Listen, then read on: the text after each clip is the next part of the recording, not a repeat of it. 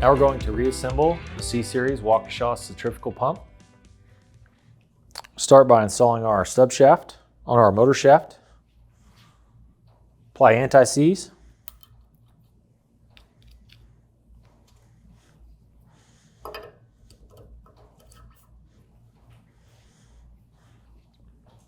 Next, we're going to install our seal retainer, spring and tab washer assembly. Lubricate your O-ring.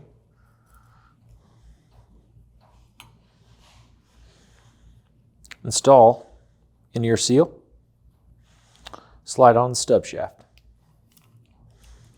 Aligning your tabs, all 3 locations. Take your back plate,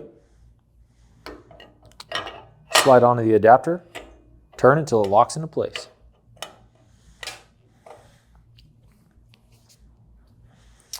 Take your impeller retainer, slide it in the center location, slide your impeller in place, turn until your retainer falls. We're going to set the clearance to 30 thousandths of an inch using our feeler gauge. Slide behind your impeller. Use your 3/16 T-handle. Tighten your stub shaft set screw.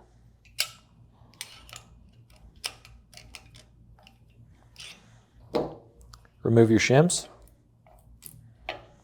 Make sure the pump turns over. Now we'll install your casing. Casing clamp.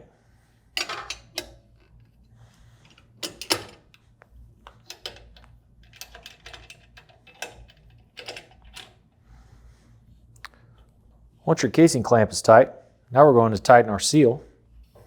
Rotate the stub shaft to make sure that your retaining pin is aligned with the slot on your tab washer.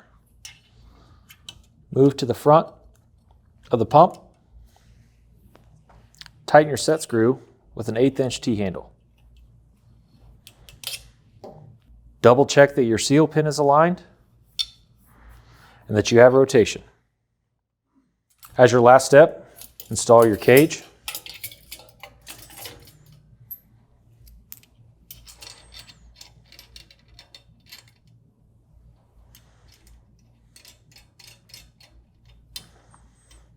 Tighten your bolt. This completes the seal assembly of our C-Series Waukesha centrifugal pump. We hope you enjoyed this pump training video. Additional videos and other helpful resources can be found on our website. Once again, I'm Kevin with F&H. Thanks for watching.